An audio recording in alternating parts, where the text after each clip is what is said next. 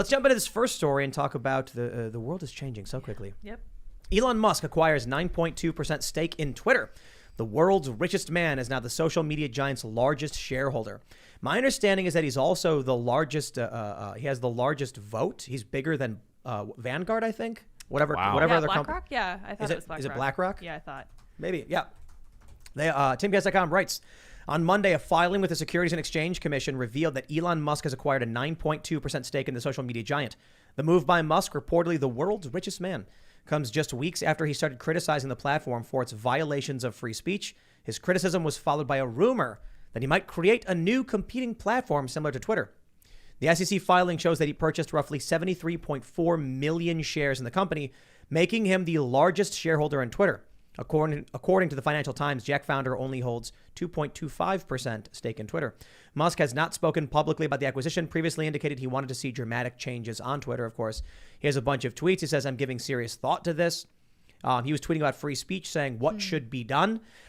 I don't know if he can do anything. He conducted a poll on Twitter asking his followers if they think Twitter rigorously adheres to the principles of free speech. He noted that the consequences of the online poll would be significant.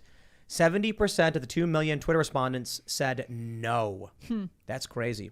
The first few months of new Twitter CEO Parag Agrawal's tenure have validated some concerns his leadership would reduce free expression. Since Agrawal took the position at Twitter, the site permabanned one of the accounts of Congresswoman Marjorie Taylor Greene for allegedly violating its COVID-19 misinformation policy. And then, of course, she heavily criticized them. Recently, former New York Times reporter Alex Berenson sued Twitter over his ban in August 2020. Oh, wow. And then we also have an editor's note, full correction. Initial reporting said 9.7. There were a few outlets said 9.7. It was 9.2. The big question, ladies and gentlemen, does this matter?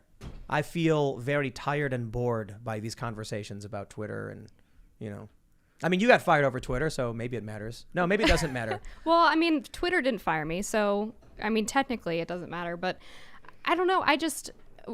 We keep hearing these stories coming out about how, like, so-and-so starting a new social media company, and this is finally going to change things.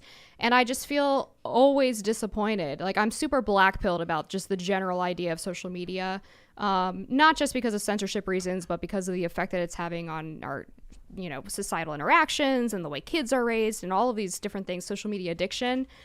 I don't know how much power this actually gives Elon Musk. I've seen people smarter than I say that quite a lot, apparently. I hope that it changes. I guess I'm just generally pessimistic about the state of social media in general.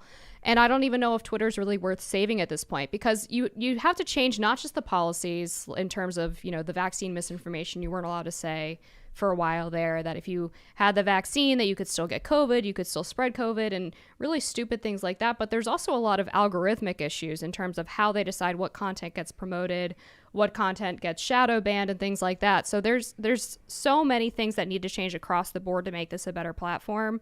And I mean, hopefully Elon Musk is the guy to help do it. But again, I don't have high hopes for anything regarding Twitter, Facebook, Instagram, whatever. Some people are saying that he does get substantial voting power and he could move to make himself a board member. And then as a board member, he can make some real changes.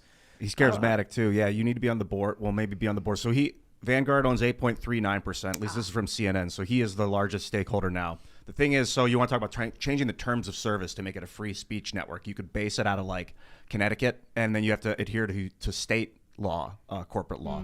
But then the thing is, the NSA can come in and say, hey, we don't like that guy, shut his account down, and you're not allowed to tell anyone, here's a gag order. And then they have to, because they have the data. If you don't know who the people are and you don't have their data, the CIA can't come and take it from you. I use CIA and NSA interchangeably. It's crazy.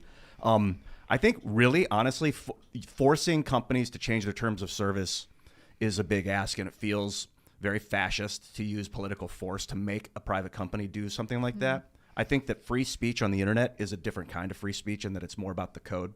Because if it's spying on you and you don't know, you're not really free. If you're constantly being watched and sold out behind, or possibly, a better question is, if the algorithms are hidden and people are being shadow banned and silenced without you knowing, then you're not in a fair system. Yeah, you should know. The NSA came and they took that data, they shut that guy down. You should always know that stuff because you see it happen on the network.